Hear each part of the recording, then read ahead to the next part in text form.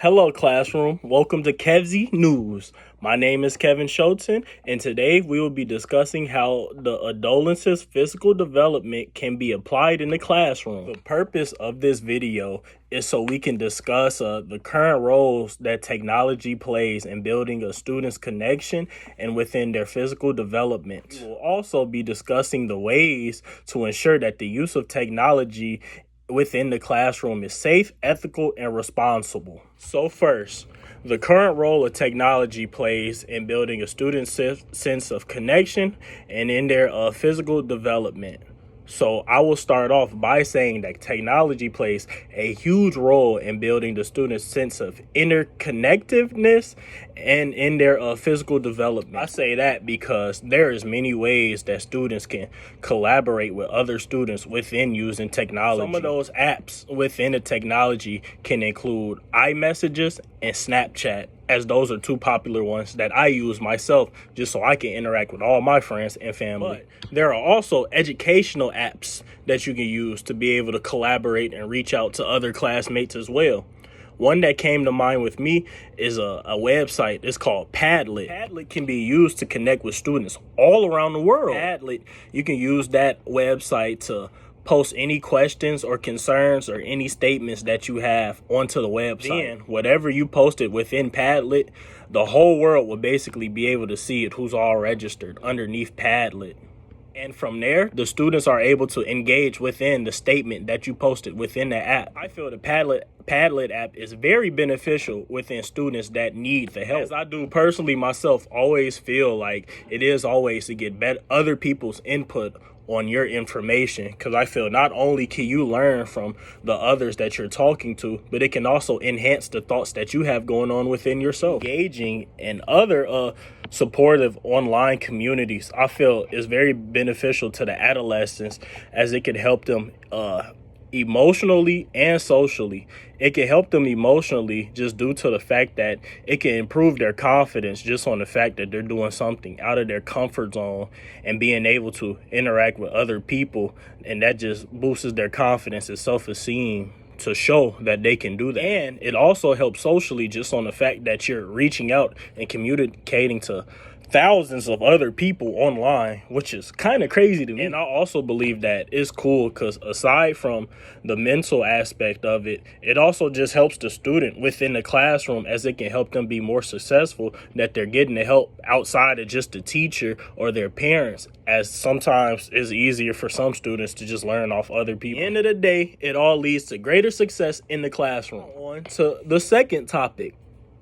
So technology can also help the adolescents within physical development as well. As crazy as it does sound, there are many ways that technology can help with the adolescents' physical development. One recent tool that I actually kind of seen that myself that I feel works well for the adolescents is, believe it or not, the little virtual VR thing. It may just seem like a big game to the older people, of course, but in reality, with the kids playing with the VR, that actually helps work on their motor skills, and the VR actually keep track of all the little motions and movements that you do within when you're wearing the headset. Also, another tool that I feel can be helpful with the adolescents is there are also apps that you can use within the technology. One that I've seen is what is it called? The Apple Fitness. Apple Fitness, it helps you keep track of all of your movement and steps and your workouts for the day. And one tool that I used to personally use when I'm old now, but when I was a little younger, in them high school days, YouTube was a really big tool for me, as I was an athlete myself and I was always looking to improve my motor skills and all that. I would go right to YouTube and type in whatever I needed help with, and then follow the directions of the video that's right there in hand for me. Technology within the adolescent's development, I feel technology actually makes the process a little bit more fun for the kids. As you know, some of the old generic stuff that can get boring at times, and I feel especially with the kids now, they need a lot more excitement, and unfortunately they're not going outside or anything for their fun or their development. So why not make the best of the technology that we have now? I do feel the technology does help out in a big way with making sure the movements are all good. It keeps track of all the movements that the adolescence is doing. Helps make sure that they're functioning properly, and they're also being healthy. It sounds like a win to me. Number 3.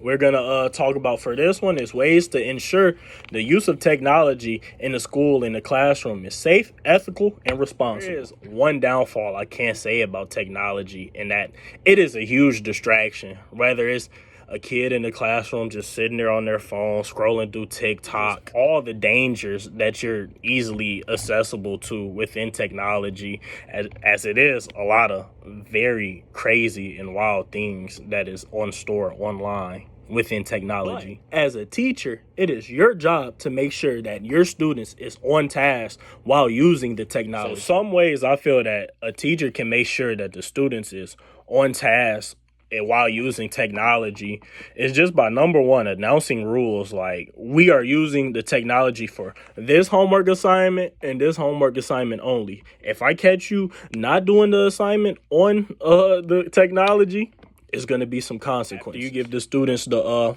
verbal warning.